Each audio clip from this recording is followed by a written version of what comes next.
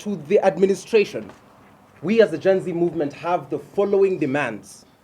With the above in mind, we hereby make these following demands.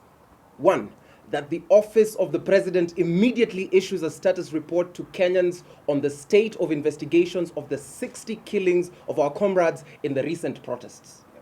2, that the office of the president immediately confirms and shares with the public the official number, names, and details of comrades killed in the recent protests.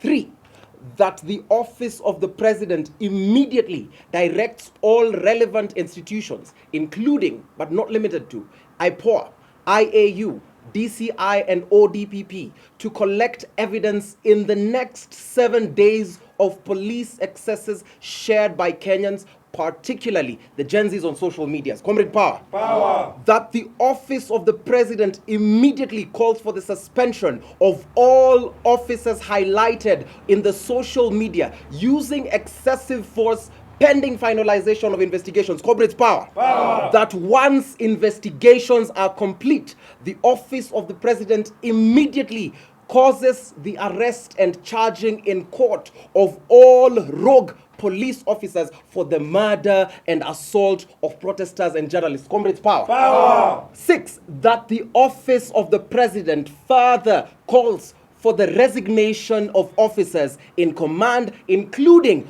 OCSs of areas where killings were reported. Comrades Power. Power. Resign. Last but not least, our 7th demand is that the office of the president immediately issues stern warnings against any officer who will be found using excessive force in dealing with peaceful protesters. Comrades Power. Power. Comrades Ria. Ria. Comrades Akchu. Akchu. My name is James Wanjeri, Advocate of the High Court.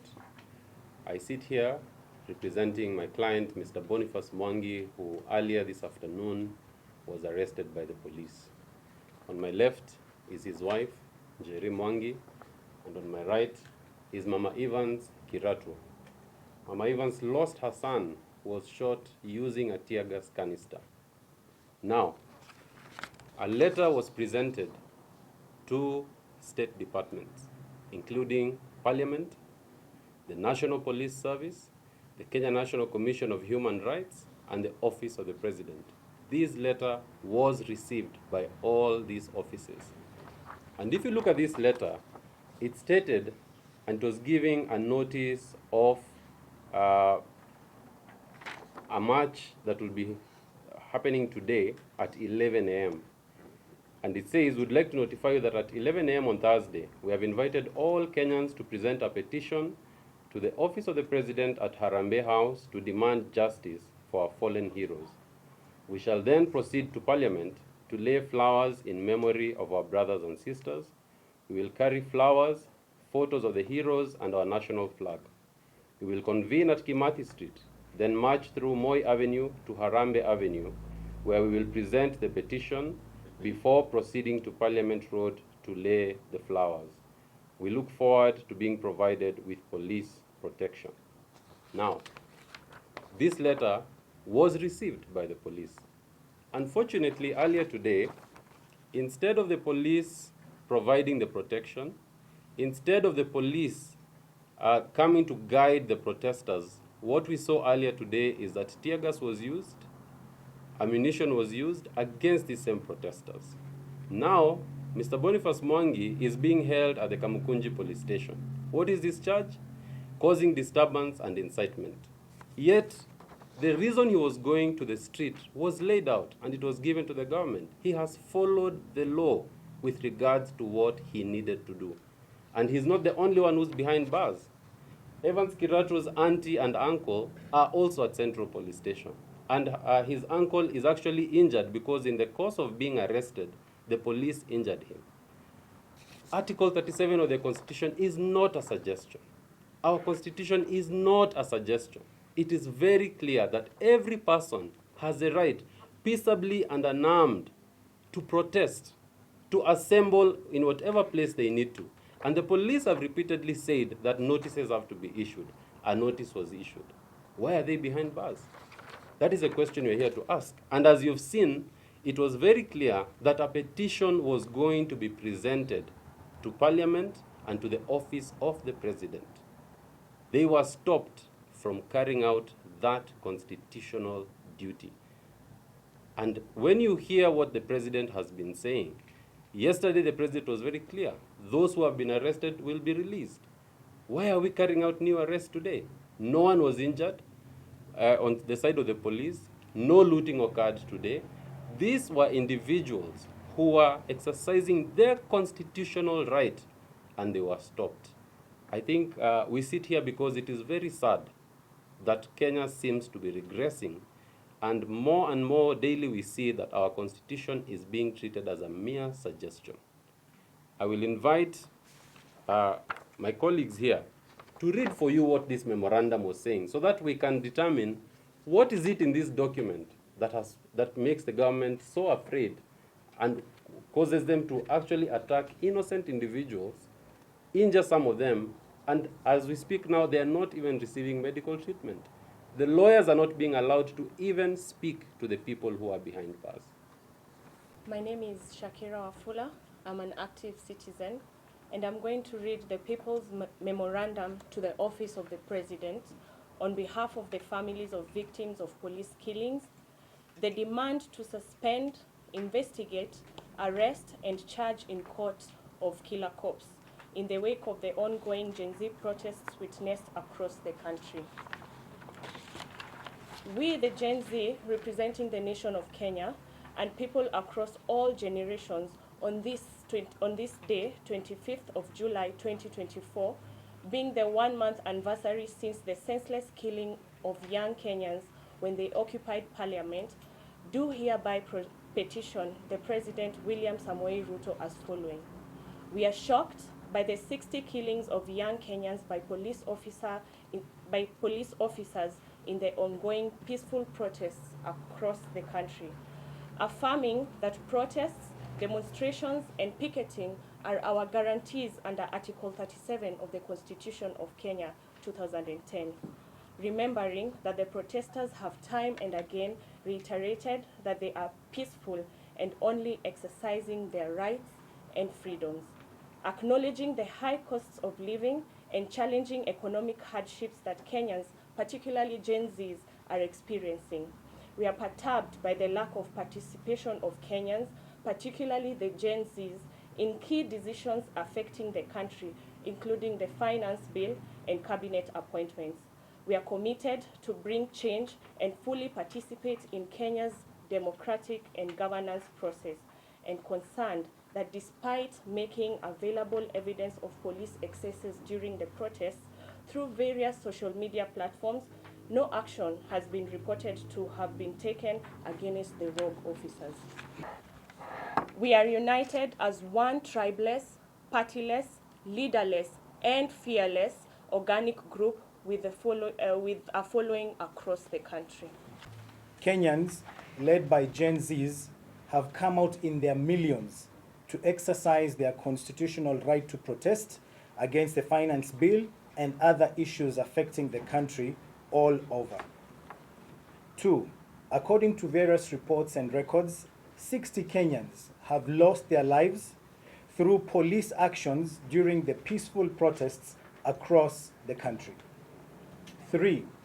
According to preliminary investigations, including postmortems, there is clear and visible evidence of shootings of innocent protesters.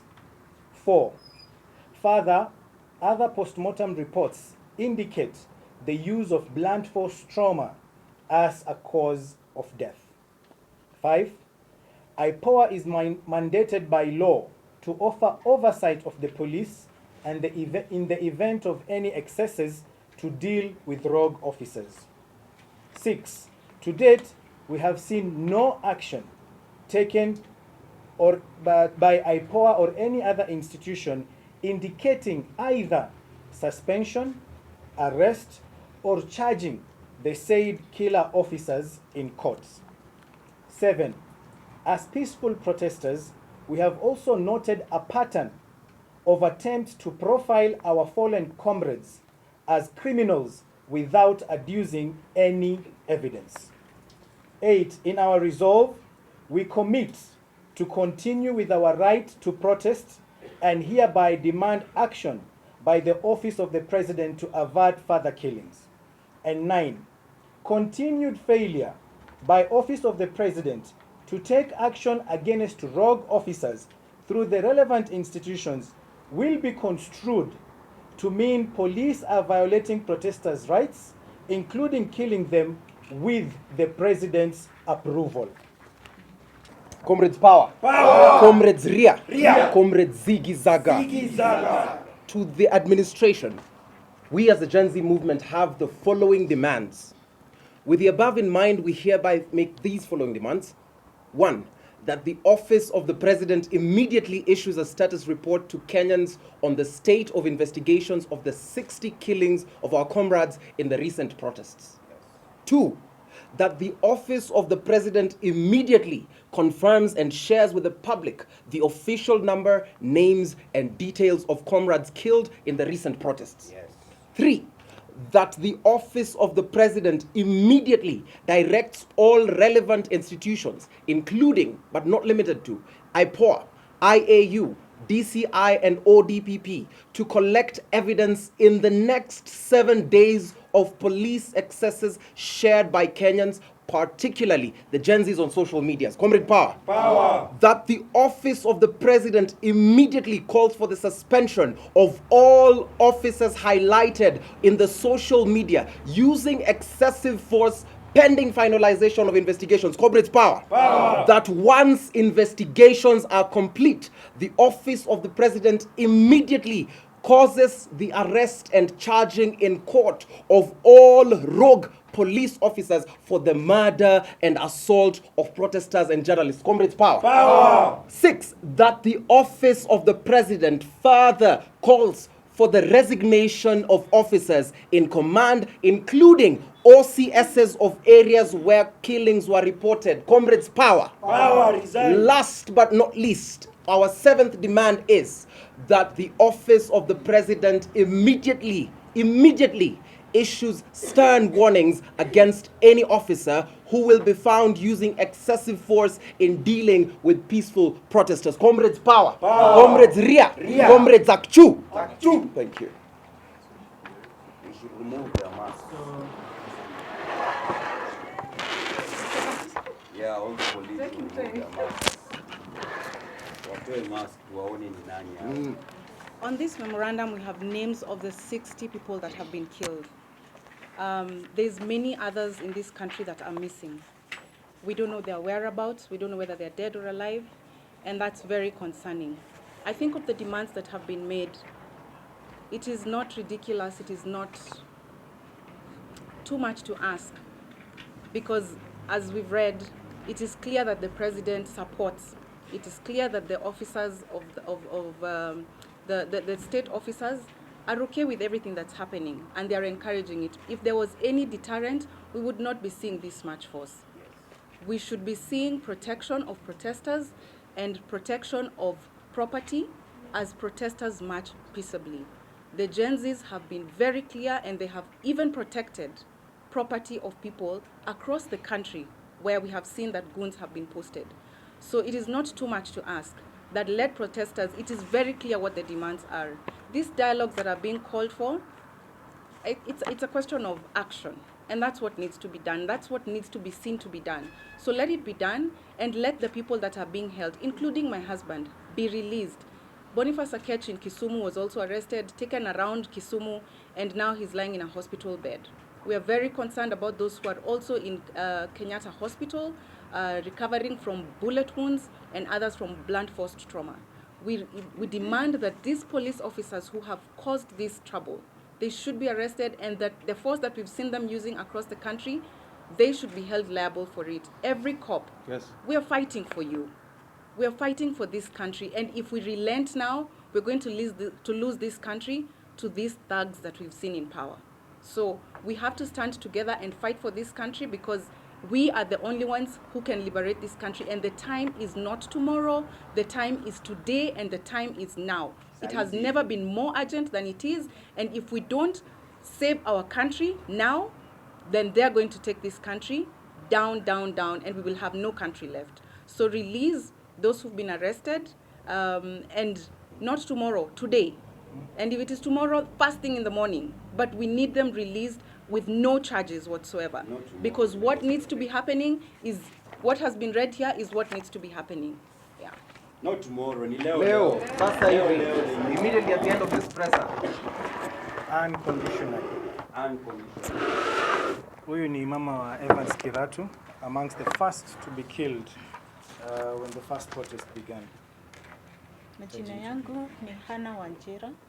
Mimi ndiye mama Evans Kiratu mwenye aligongwa na tear gas canister the first day of the financial bill protest. Sasa ile tulikuwa tumeamukia leo asubuhi ni kukuja kupeana the memorandum, na from there tulikuwa tuwekelee maua kwenye watoto waliuawa na all that glow. But it was very unfortunate, maaskari walitutokea wakiwa na tear gas, wakatulusia tear gas, na right now venye ninaongea my sister ako ndani. Hata ukiangalia kitu ina thread, ameshikwa akiwa kwa gari holding the portrait of Evans Kirato, na kuna askari alikuwa amejaribu kumnyonga, na pia bwanake wameshikwa na bwanake, na pia yeye anaumia akiwa huko cell, bado hajapelekwa hospitali, hawajashughulikiwa. So what we are demanding ni waachiliwe immediately with no condition, hivyo ndio wapate haki yao, kwa sababu venye tulikuwa tunaenda kwa barabara tukiprotest, hakuna kitu harmful tulikuwa tumebeba. Ni hiyo picha ya Evans Kirato, handkerchief, maji na simu na bendera ya Kenya. That's all I can say. Thank you. If there are any questions? Mi yangu ni risasi yenye imetupwa leo na ilikuwa imepointiwa to protesters. Na mimi naambia vijana mtaani msitumike, kwa sababu tumeona wase wenye wanabai vijana wanakuja huku chini, mnakuja mnaiba na tuna fight for you. Polisi mnatupiga risasi. Hii risasi ni ya leo. Unaona, watu wengi hapa hivi wamekuja, hatuna kitu chochote. Tuko na nini guys? Bendera. Tuko na bendera na tunakimbizwa. Makarau mnatuogopa ama ni nini? Unaona, hizo ndo vitu ambazo mnafahamu tuambie. Another thing, these rogue officers, are they from Uganda, Tanzania? That's why you don't want to show them ama what's happening? Because kumekuwa na a lot of speculations. Soldiers were brought from Uganda and they came to Kenya. So tunataka kujua, aren't you arresting these people because ni Ugandans ama what are you guys hiding? Because over 60 people are dead and these are only the people who've been mentioned wako kwa social media. What about wale vijana wenye hawajulikani wako wapi? Sahi Kware imefungwa mpaka sahi, we don't even know what's happening over there. We don't know what the police are doing. Sawa. You told us to write memo to you. Mumeandikiwa tunakuja.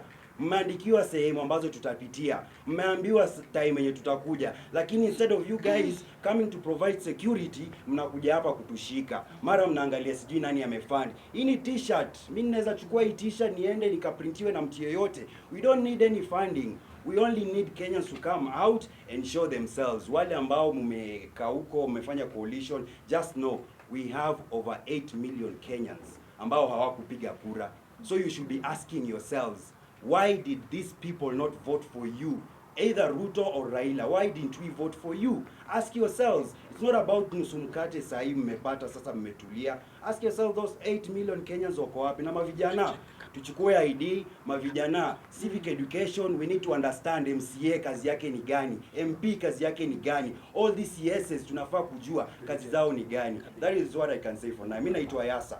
And one thing we just want to communicate very clearly, that we are rejecting, absolutely rejecting that cabinet that has been proposed. Yes. And we are telling the members of parliament, Reject. those names will come to you. The way the finance bill came to you. You must reject. Reject the cabinet, all of them. Tumekataa. And we are saying in one voice, Yes. that sisi wa Kenya tumekataa serikali ya nusu mkate.